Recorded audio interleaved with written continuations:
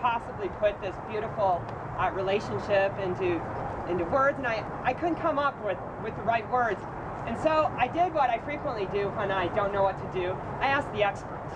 And so I consulted a whole range of people to see if they had any advice that I could share with Pat and Emily on a day like today. And I got lots of different varieties of advice. And so I broke these down into different categories. So we'll first start off with some practical advice for the bride and groom. First from your dad, Emily. Pat, she can never have too many shoes. And you do not need to understand why she needs that many. Accept it. From 2 or 3 people, it was, have 2 TVs. And I really liked Anthony's take on having 2 TVs. Pat and I are both political scientists, and Anthony, my partner, is not a political scientist. And he's so sick of seeing the Sunday morning talk shows every Sunday morning. And so he thought it was really important that you had a separate TV that you could go watch your shows. And Pat's dad had an additional piece of advice to not only have 2 TVs, but 2 remotes. I asked my parents. So my parents just celebrated their 50th anniversary. And so I said, Mom and Dad, like, how is it that you can still be happy after 50 years together? And I really liked what my mom said. She said, little things really mean a lot. And so she said, say I love you every day, right? Even if sometimes you don't feel like it, just say it. And she said to hold hands in public. She says that a lot of times, like, her friends will come up to her and tell them how much they like seeing my mom and my dad hold hands in public. So always kind of do that. And she said, thirdly, it's really important to have a date night. You guys are going to be moving to a new city, you're going to be facing new challenges, you're going to be a first-year professor, you're going to be looking for a job. There's lots of things that are going to get in the way. Always take time out for yourself. Emily's mom and Pat's parents, and I only appreciate this after meeting them yesterday, both had the advice that it's really important to laugh every day. And I've spent enough time with the 2 of you to know that you will. There's also some more theoretical advice, which I think is a little bit harder and will require you to pay a little bit more attention to.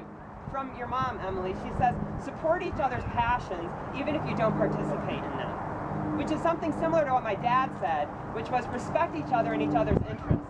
And he says, even if you don't want to participate in them, do so. And my dad has been to more knitting shops around the globe than anyone as proof of that.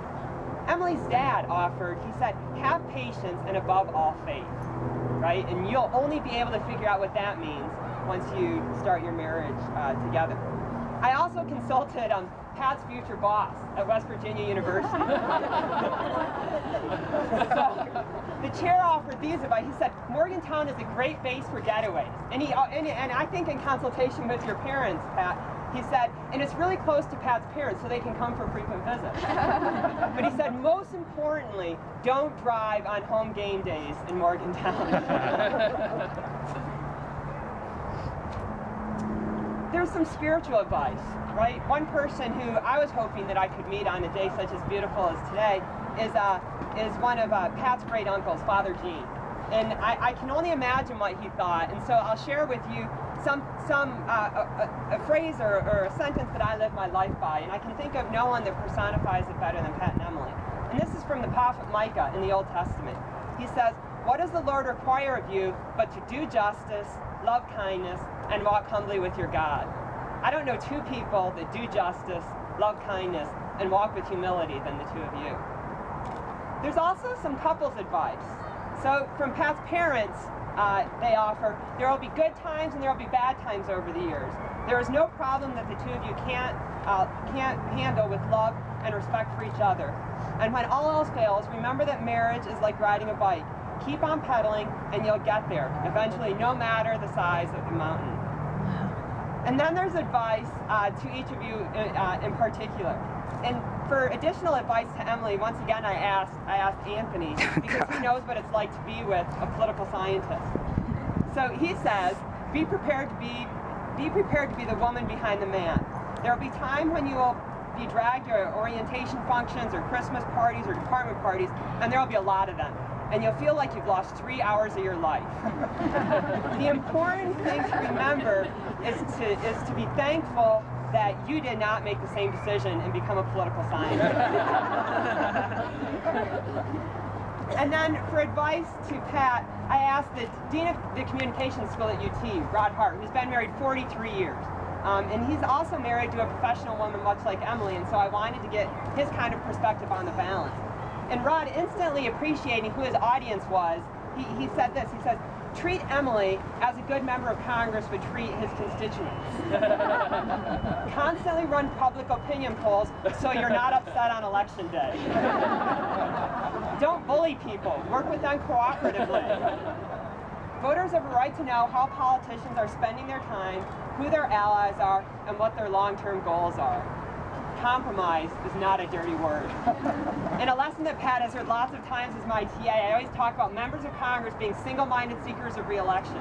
Well, Pat, you are now a single-minded seeker of Emily's happiness. As my advisor from Stanford offered, he said, remember, happy wife, happy life. And Pat, always remember that just because Emily is not a teacher by profession, she provides a plethora of lessons by the way that she lives her daily life. So I'll end my short comments with a phrase or a couple of sentences that Emily's mom offered. Know that I have always and always will love my Emily, from the bottom of the ocean to the farthest planet in the solar system. She has been my teacher, my confidant, my friend, my cheerleader, and my little girl, who somehow has grown into a beautiful woman in the blink of an eye. That kind of passion is in Emily, and we all know it. So now we're going to have a little bit of a Catholic part of the service. We're going to have some petitions. And if you're in Catholic Mass right now during the petition, I would end my kind of petition with the phrase, we pray to the Lord, and then you always say, Lord, hear our prayer. Well, because we're Pat and Emily, and they asked me to do this, instead I'm going to say, we pray to the world, and then you all respond, world, hear our prayer, okay? So, for peace and justice, so that our world can heal, for an end to war, civil unrest, violence, hatred, hunger, and poverty, that we might provide the justice, the kindness, and the humility that our world so desperately needs. We pray to the world. World, hear our prayer. For love and equality, and equally important, for equality of love, so that all committed and loving couples may someday experience the joy, pleasure, and equality under the law that marriage can provide. We pray to the world. For Pat and Emily, may today be the first of many joyous days that they experience as husband and wife, that they will remain happy, healthy, and compassionate toward each other and the world in which they live. We ask especially that as they begin their new life together, that the wind is always at their back and the sun shining on their face. We pray to the world. And lastly, we pray for those that couldn't be here with us today. May they know that their presence is sorely missed. May their guidance, love, and support be with us today and through all our lives. We pray to the world. World, hear our prayer. And now we have the hard part. Emily and Pat are now going to declare their vows to each other. I get to go first.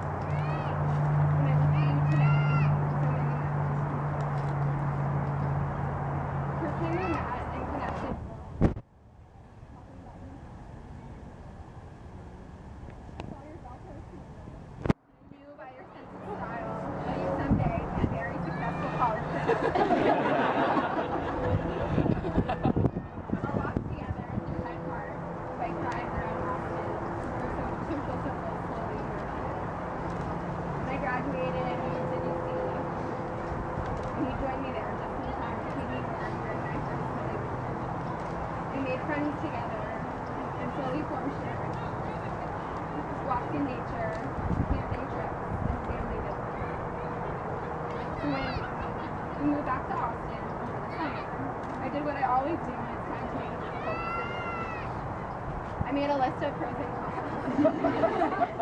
Obviously, you are the top of the pro moving back to Austin list.